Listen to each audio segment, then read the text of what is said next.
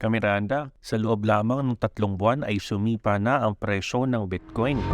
Coming from $15,000 to almost $30,000 ngayong April of 2023. Paano kaya kung ang presyo ng Bitcoin ay maging $1 million isa? Marami na siguro ang mag-retire sa mga trabaho nila, Kamiranda. Pag-usapan natin ngayon, what if Bitcoin becomes $1 million bawat isa? Sa linggong ito, Kamiranda, sumipa na sa $586 billion ang market capitalization ng Bitcoin at itinaas nito ang Bitcoin sa rank number 14 ng mga pinakamalalaking kumpanya at assets management in the world in terms of market capitalization. Nangunguna rito ang Bank of America Corporation na merong $9 trillion worth of market capitalization, followed by Apple, Microsoft, Alphabet at Amazon na number 7. Hindi malayo na marami pa rin na nagpapanukala at nagsispekulate na ang Bitcoin ay maaaring bumalik sa $1 trillion market capitalization nung ito ay nagkaroon ng bull run way back 2021.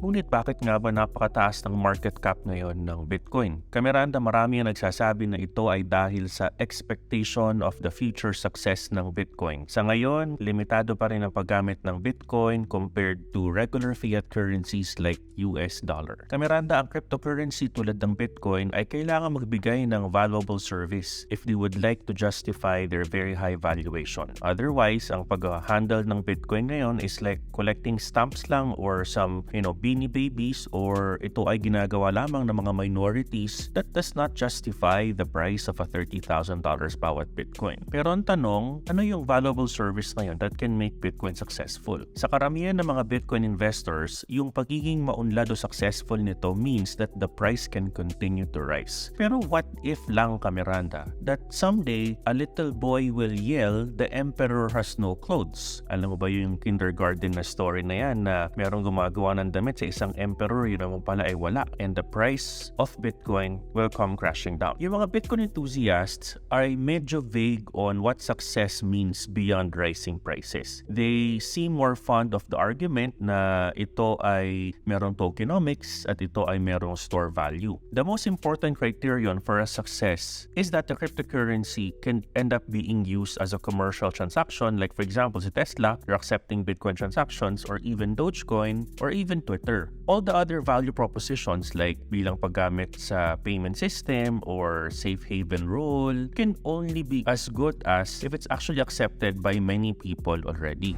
Nga pala, Kamiranda, if you're new to my channel, please don't forget to click on like and subscribe so you're updated for everything about cryptocurrency, technical analysis, fundamentals, and these types of new knowledge for you in crypto. Maraming salamat. If cryptocurrencies, Kamiranda, cannot be exchanged for real goods, then magiging apektado pa din ang future potential nito. In other words, yung value proposition for Bitcoin is that it will displace dapat yung dollar, euro, fiat money, and others, either fully or partially. So, gaano nga ba ang comparison ng Bitcoin sa mga fiat currency? Remember, ang US dollar is a debt obligation or utang for the US government. The value of a US dollar for the holder of the dollar is yung equivalent ng real good na nabibili ng $1. In spite of Bitcoin containing the word coin in cryptocurrency, yung word the currency is technically not a conventional money in a conventional sense. Just try to explain Bitcoin to a typical person, Kamiranda. Diba, magiging medyo mahirap because cryptocurrencies are not money in the way most people or professional economists think about money. Yung task na pagkukumpara ng Bitcoin with money is further made complicated by the fact that there's no single definition nga ng pera. Should Bitcoin be compared sa M0 or paper money or central bank money or reserves, or it can be compared to on-demand money like M1 or something else? Then maybe Bitcoin will have the same velocity as the money that we use today. We don't know yet. By a first approximation, suppose na mag-example tayo ng on-demand money or M1 for a fiat Bitcoin comparison. At i-assume natin further that they will have the same velocity. Yung amount ng M1 money ngayon, total of all the G20 countries is $31 trillion, which means, of course, yung M1 money can buy 31 trillion worth of goods. If the price of Bitcoin goes to, sabihin mo ng $500,000, the holders of Bitcoin can actually buy 10 trillion worth of goods. multitudes. Imagine, what if Bitcoin ends up equaling the purchasing power of all the M1 money? The price of a single Bitcoin will be $1.5 million. These are very rough approximations, Miranda, but a full displacement of all the fiat money across the world would mean that the price of Bitcoin would be somewhere within the neighborhood of around $1.5 million.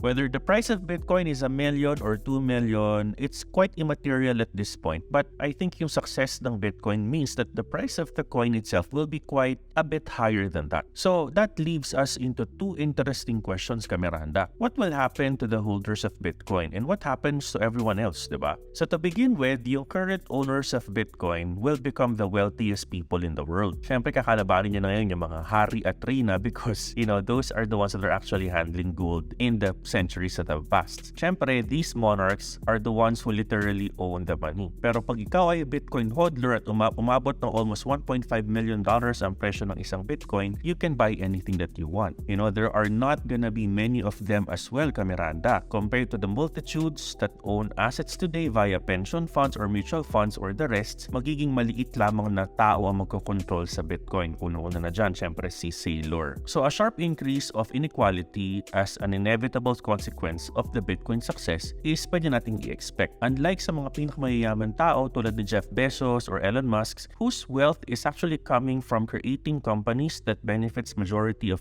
citizens in the world, yung mga Bitcoin aristocrat na tinatawag natin ngayon will get their rank just by buying early. They will make no contributions to the society and they're going to obviously start spending their trillions of money coming from Bitcoin. Pero what does that mean to all of us? At this point, we do know na yung such extreme level of inequality can fuel social division or populism. Yung Bitcoin aristocrat can also have an increasingly superpower threat and the government will have to respond. It will protect or attack. It cannot be neutral. Either way, political and social instabilities can get worse. Pero what if sinabi naman ng mga Bitcoin investors, okay, sige, bumili kayo lahat ng Bitcoin. Everything na ma-accomplish lang yan is to even bid the price of Bitcoin even more, making existing Bitcoin investors even more wealthy. Pero, paano naman yung mga taong walang Bitcoin at that point? As Bitcoin is going to start displacing the fiat money even more, it will change the society in profound ways. Some will benefit, some who own the assets and services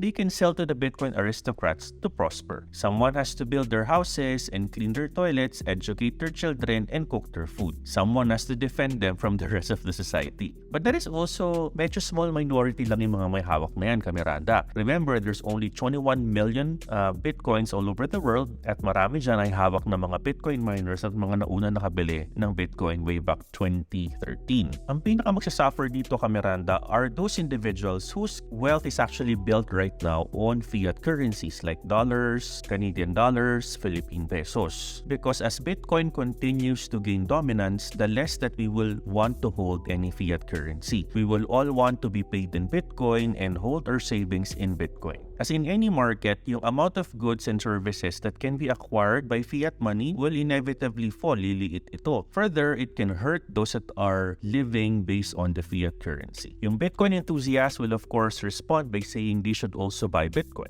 But the perverse consequence nito, Miranda, is that the Bitcoin continues to just go higher even more because people will just continue to say Bitcoin is the next in the future. This is the reason why I think coexistence between Bitcoin and fiat would be an unstable equilibrium. If the Bitcoin can become very, very successful, then we will all want to use it even more and more. That makes it even more successful so that we will just disregard the use of dollars or pesos, Miranda. Sa huli, magiging fiat ay madi-displaced as the success of Bitcoin will become a self-fulfilling prophecy ni Satoshi Nakamoto. There is, however, a contradiction in this scenario. Pag-isipan natin, if Bitcoin becomes the money that we use in our daily lives, it must also become a unit of account. Yung current volatility of Bitcoin is very, very high and it precludes it from becoming becoming such a unit of currency or account balance because any shopkeeper na meron tindang isang Coke litro, sabihin na natin the Coke litro can be bought in 10 sats or 10 satoshis. Paano kung naging volatile ang presyo ng Bitcoin? Hindi pwede mag-iba ang presyo ng Bitcoin for you to be able to buy a 1 liter of a soft drink. Of course, yung current volatility of Bitcoin can preclude it becoming such a unit of account because of that particular volatility. And that contradiction may be the reason why Bitcoin cannot become just ultimately successful without replacing fiat currency. Remember, success means it's gonna be used for transactions, but that also requires Bitcoin becoming a unit of account, and for that to happen, the purchasing power of Bitcoin must be stable. Fortunately, Miranda, the more successful Bitcoin becomes, the more visible the perverse consequences and the internal contradictions can become. So, the Bitcoin and other cryptocurrencies will be discarded long before we get to that point. At which time, Miranda, the price of Bitcoin will be probably head to zero. Maraming mga opinions that Bitcoin can be a bubble. It makes sense to ride the bubble, but as long as possible, just get out in time. This is the scenario of what if Bitcoin becomes $1 million in reality. Ikaw, Miranda, what do you think? Is this something that can potentially happen when Bitcoin becomes $1 million? Comment down below your questions or comments if you like this video, at maraming salamat, Miranda. Subscribe, like, follow, and share. Sige na please, Miranda.